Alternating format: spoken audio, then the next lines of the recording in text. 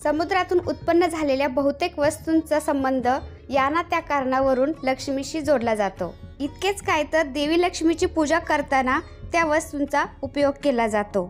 याचं कारण एकच, देवी लक्ष्मीची उत्पत्ती समुद्र मंथनातून झालेली आहे त्यामुळे। तर आजच्या व्हिडिओमध्ये आज आपण अगदी साधा सोपा उपाय पण परिणामकारक आहे तो कसा करायचा ते पाहणार आहोत।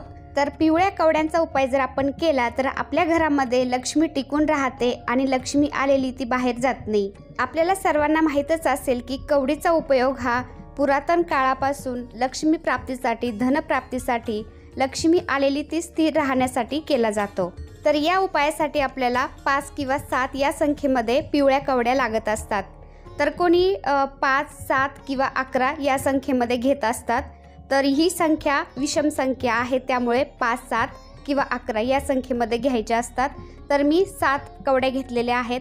तर या कवड्या आपल्याला पिवळ्याच पाहिजे असतात। तुमच्याकडे पिवळ्या नसतील, पांढऱ्या असतील तर त्या तुम्ही पिवळ्या करून घ्यायच्या। त्या कशा पिवळ्या करायच्या ते पण सांगते। तर अगदी थोडं दूध, केसर आणि थोडीशी हळद घ्यायची, त्याचा लेप तयार करायचा। कवड्यांना त्या लेप लावायचा, थोड्या वेळ तसंच ठेवायचं। त्यानंतर तुम्ही स्वच्छ पाण्याने धुवा किंवा अभिषेक घालून घ्या, त्या कवड्या पिवळ्या झाले जातात। तर आपल्याला पण देवी लक्ष्मी आपल्या घराकडे आकर्षित करण्यासाठी आपल्याला आपल्या देव्हाऱ्यासमोर बसायचं आहे घरातल्या। तर बसायला आधी बसकर घ्यायचं, त्यानंतर स्वतःला कुंकू लावून घ्यायचं आणि दिवा प्रज्वलित करायचा। त्यानंतर तुम्ही कवड्या 5, 7 किंवा 11 या संख्येमध्ये घेऊ शकता पिवळ्या कवड्या। आणि पिवळ्या नसतील तर तुम्हाला सांगितल्याप्रमाणे तुम्ही पिवळ्या करून घेऊ शकता। तर त्या कवड्यांना तुम्ही पंचामृताने अभिषेक घाला, दुधाने घाला किंवा पाण्याने घाला तरी पण चालतं। मनी भाव तिथं देव। आणि कवड्यांचं पूजन करायच्या वेळेस आपल्याला संध्याकाळचाच वेळ निवडायचा आहे, कारण 3 सांजच्या वेळेला देवी लक्ष्मी आपल्या घरामध्ये येत असते। आपण म्हणतो ना की लक्ष्मी यायचा वेळ झालाय, दिवाबत्ती करावी। तर त्याच वेळेला आपण प्रदोष काळामध्ये कवड्यांचं पूजन करावं, कवड्यांची स्थापना करावी आपल्या घरामध्ये, किंवा तुम्ही सकाळी 9च्या आधी सुद्धा करू शकता। आणि कवड्या आपल्याला फुटक्या तुटक्या अजिबात चालत नाही, व्यवस्थित अखंड कवड्या लागत असतात। आणि कवड्या शक्यतो पिवळ्याच घ्यायच्या असतात। पिवळ्या कवड्या आपल्याला अधिक फलदायी ठरतात। आणि अभिषेक घालताना शक्यतो आपल्या नॉर्मल पाण्यामध्ये थोडंसं गंगाजल असेल तर ते पण मिक्स करावं। तर गंगाजल असेल तर खूपच चांगलं, आणि नसेल तर तरीही तुम्ही नॉर्मल पाण्याने सुद्धा अभिषेक घालू शकता। तर अभिषेक घालताना कधीही आपण आधी पाण्याने घालायचा असतो, त्यानंतर दुधाने किंवा पंचामृताने, आणि त्यानंतर पुन्हा पाण्याने असा अभिषेक घालायचा असतो। तर अभिषेक घालताना मी इथे स्वामी समर्थ नित्यसेवा मंत्र या पुस्तकातील लक्ष्मी गायत्री मंत्राचं पठण करत आहे। तर आपण अभिषेक घालताना या मंत्राचं पठण करायचं आहे। मंत्र असा आहे, ओम महालक्ष्मीच विद्महे विष्णू पत्नीच धीमहि तन्नो लक्ष्मी प्रचोदयात। अगदी साधा सोपा मंत्र आहे हा, तुम्ही पठण करायचा आहे। आणि रोज जरी आपण पूजेच्या वेळीच हा मंत्राचं पठण केलं तर खूपच चांगलं। तुम्हाला कवड्यांची स्थापना करायची असेल, कवड्यांची पूजा करायची असेल किंवा देवी लक्ष्मीची पूजा करायची असेल तर तुम्ही शक्यतो शुक्रवारचा दिवस निवडावा। शुक्रवारचा दिवस हा देवी लक्ष्मीच्या पूजेसाठी अत्यंत शुभ मानला जातो। या दिवशी आपण देवी लक्ष्मीची पूजा केल्याने लक्ष्मीची प्राप्ती होते आणि लक्ष्मी माता आपल्यावर प्रसन्न होत असते। आपल्या घरामध्ये कशाचीही कमी पडत नाही। आणि या दिवशी जर आपण कवड्यांची पूजा केली, कवड्यांची स्थापना जर केली तर आपल्या घरामध्ये लक्ष्मी येतेच, पण ती त्याचबरोबर स्थिर राहते, कारण कवड्या या माता लक्ष्मीला आकर्षित करत असतात। त्यामुळे आपण कवड्यांची स्थापना आपल्या मंदिरामध्ये नक्की करावी, आणि ती पण शुक्रवारच्या दिवशी। आता कवड्यांना अभिषेक कसा घालायचा ते तर मी दाखवलं। त्यानंतर आपल्याला कवड्या या तशाच नसतात ठेवायच्या, कधी तांदळामध्ये ठेवायच्या असतात। आणि शक्यतो तांदूळ पण आपल्याला थोडेसे हळद घालून मिक्स करून पिवळे तांदूळ करून घ्यायचे, म्हणजे ते खूपच चांगलं। पांढऱ्या तांदळावरती शक्यतो तुम्ही कवड्या या ठेवू नका। अगदी थोडेसे ग्लासमध्ये तांदूळ घ्यायचे, थोडीशी हळद घालायची, 1-2 थेंब पाण्याचे टाकायचे, असं मिक्स करायचं। तुम्ही बघू शकता असे पिवळे तांदूळ झालेत। आणि एका प्लेटमध्ये ते तांदूळ तुम्ही टाकून त्यावरती कवड्यांची स्थापना करू शकता। त्या तांदळावरती आपल्याला कवड्या ठेवायच्या आणि त्यांचं पूजन करून आपण आपल्या देव्हाऱ्यामध्ये ठेवायच्या। तर कवड्या कोणत्या बाजूला ठेवायच्या असतात देव्हाऱ्यामध्ये ते पण मी तुम्हाला सांगते पुढं। आणि मी तांदळावरती कवड्या ठेवायचे, पण मला एका ताईने कमेंटमध्ये सांगितलं की तुम्ही खाली पिवळा कपडा पण टाकत जा। तर मी कोरा कपडा केलाय, असा पीस घेतलाय कोरा, आणि तो असे तुकडे करून मी त्या प्लेटमध्ये टाकते आणि त्यावरती पिवळे तांदूळ करून त्यावरती कवड्यांची स्थापना करत असते। दर शुक्रवारी आवर्जून तुम्ही देवी लक्ष्मीची पूजा करत जावा। असं केल्याने आपल्यावर देवी लक्ष्मीची पूर्ण कृपा होते आणि धनसंपत्ती आणि वैभवाची प्राप्ती होते। धनप्राप्तीच्या उपायामध्ये श्री सूक्ताचं पठण हा सर्वात प्रभावशाली उपाय मानला जातो।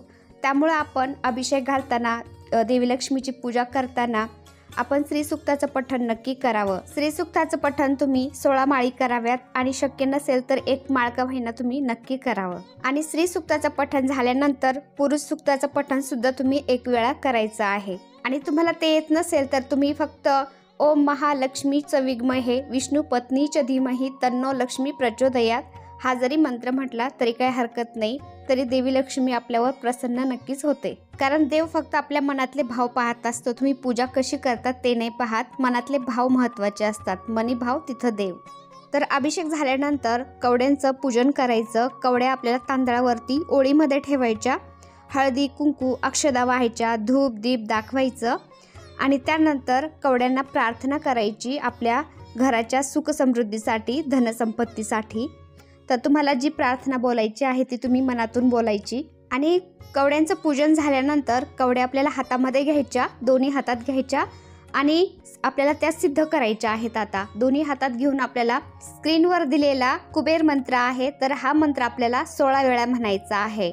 तो मंत्र असा आहे, ओम श्रीम ह्रीम क्लीम श्रीम क्लीम वितेश्वराय नमः। आणि 16 वेळा कुठलाही महालक्ष्मीचा मंत्र जो येत असेल तो तुम्ही म्हणू शकता, किंवा स्क्रीनवर दिल्याप्रमाणे तोही मंत्र तुम्ही 16 वेळा म्हणू शकता।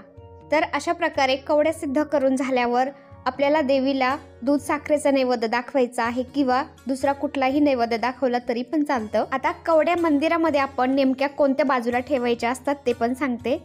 तर आपण जी गणपती बाप्पांचा विग्रह ठेवलेला आहे, देवी लक्ष्मीचा विग्रह ठेवलेला आहे किंवा श्रीयंत्र ठेवलेला आहे, श्रीयंत्राच्या बाजूला आपण डाव्या बाजूला ठेवायच्या असतात कवड्या, म्हणजे देवांच्या डाव्या बाजूला इथे आपण कवड्या ठेवायच्या असतात। तर श्रीयंत्र ठेवलेला आहे तुम्ही बघू शकता आणि देवी लक्ष्मीचा विग्रह पण आहे। तर त्या देवी लक्ष्मीचा जो विग्रह आहे त्याच्या आसपासच आपण कवड्या ठेवायच्या असतात। तर आपण कवड्या ठेवणार आहोत, त्याच्या खाली आपण थोडेसे तांदूळ ठेवायचे, तांदळावरती हळदी कुंकू वाहायचं आणि मग आपण कवड्या ठेवलेल्या आहे प्लेटमध्ये, ती प्लेट तिथं ठेवायची। तर तुम्ही बघू शकता श्रीयंत्राच्या बाजूलाच मी थोडेसे तांदूळ ठेवले, तांदळावरती हळदी कुंकू वाहिलं आणि त्यावरती कवड्यांची प्लेट आहे ती ठेवली, पुन्हा हळदी कुंकू फुल वाहिलं तिथे। तर गजांत लक्ष्मी श्रीयंत्र आणि देवी लक्ष्मीचा विग्रह आहे त्यांच्या बाजूलाच मी इथं कवड्या ठेवलेल्या आहेत, पूजलेल्या आहेत। आणि कवड्यांची प्लेट जी आहे ती देव्हाऱ्यामध्ये ठेवल्यानंतर पुन्हा हळदी कुंकू फुल वाहायचं आणि देवीला प्रार्थना करायची आहे की हे देवी लक्ष्मी, माझ्या घरामध्ये तुझा वास असू दे आणि माझ्या घरामध्ये आलेली लक्ष्मी स्थिर राहू दे, माझ्या घरामध्ये तुझ्या कृपेने अखंड लक्ष्मीचा वास राहू दे, अशी प्रार्थना करायची आहे हात जोडून। कवड्यांची स्थापना तुम्हाला करायची असेल तर तुम्ही पौर्णिमेला, मंगळवारी किंवा शुक्रवारी किंवा नवरात्रामध्ये लक्ष्मीच्या पूजनाच्या दिवशी म्हणजे दिवाळीला आपण या दिवसामध्ये कवड्यांची स्थापना करू शकतो, किंवा देवी लक्ष्मीच्या विग्रहाची स्थापना करू शकतो, श्रीयंत्राची स्थापना करू शकतो, गजांत लक्ष्मीची तुम्ही स्थापना करू शकता। आता कवड्यांच्या खाली जे आपण तांदूळ ठेवलेले आहेत ते आपण दर पौर्णिमेला बदलायचे आहेत। पहिल्या तांदळाची आपण खीर बनवून खायची सगळ्यांनी घरामध्ये प्रसाद म्हणून, आणि दुसरे तांदूळ पुन्हा त्या कवड्यांच्या खाली ठेवायचे आहेत। जसं की आपण अन्नपूर्ण मातेचे सुद्धा तांदूळ बदलत असतो 15 दिवसातून, महिन्यातून, त्याच प्रकारे आपण कवड्यांच्या खालचे सुद्धा तांदूळ बदलायचे आहेत। तर आपल्या घरामध्ये पैसा टिकत नाही त्यासाठी आपण कवड्यांची स्थापना करू शकतो, त्यांनी आपल्या घराकडे देवी लक्ष्मी आकर्षित झाली जाते। आणि श्रीयंत्र सुद्धा तुम्ही स्थापना करू शकता श्रीयंत्राची। श्रीयंत्र हे देवी लक्ष्मी आणि भगवान विष्णूंचं आसन आहे, त्यांचं आसनच आपल्या घरामध्ये असेल तर आपल्या घरामध्ये लक्ष्मी ही हमेशा टिकून राहते आणि आपल्या घरामध्ये लक्ष्मीचा वास राहतो। तर श्रीयंत्राची सुद्धा तुम्ही स्थापना करू शकता तुमच्या घरामध्ये। आणि आवर्जून तुम्हाला एक गोष्ट सांगू इच्छिते मी, देवीला प्रसन्न करण्यासाठी म्हणजे माता लक्ष्मीला प्रसन्न करण्यासाठी, आपल्या घराकडे आकर्षित करण्यासाठी आपण अजून एक उपाय करू शकतो। आपल्या तुळशीला आपण संध्याकाळ सकाळ दिवा हा लावायचा आहे, दारामध्ये दिवा लावायचा। पौर्णिमेला, अमावस्येला आपण शुक्रवारी दारामध्ये हळदीचं लेपन, रांगोळी काढायची आणि तसं तर आपण रोजच थोडीशी रांगोळी काढायची असते दारामध्ये.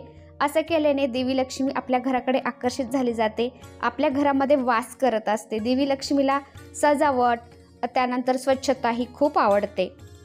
आणि आपण संध्याकाळचं दिवाबत्ती ही कोणत्या वेळेला करायची असती ते पण मी तुम्हाला दाखवते. लक्ष्मी यायचा वेळ तिन्ही सांजचा वेळ म्हणजे प्रदोष काळ. तर सूर्य पूर्ण मावळलेला पण नसतो आणि पूर्ण दिसत पण नसतो, हा वेळ असतो प्रदोष काळ. तर अशी लालिमा पसरलेली असते आकाशामध्ये, तुम्ही बघू शकता. तर हा असतो प्रदोष काळ. या वेळेमध्ये लक्ष्मी माता आपल्या घरामध्ये येत असते. या वेळेला असते तिन्ही सांजची वेळ. तर या वेळेमध्ये आपण तुळशीला दिवा लावायचा असतो, आपल्या घरामध्ये दिवाबत्ती करायची असते. असे केल्याने सुद्धा देवी माता लक्ष्मी आपल्या घराकडे आकर्षित झाली जाते. तर मंडळी, हा छोटासा व्हिडिओ, छोटीशी माहिती तुम्हाला कशी वाटली ते मला कमेंटमध्ये नक्की सांगा. व्हिडिओ आवडला असेल तर एक लाईक, शेअर आणि सबस्क्राईब नक्की करा. धन्यवाद.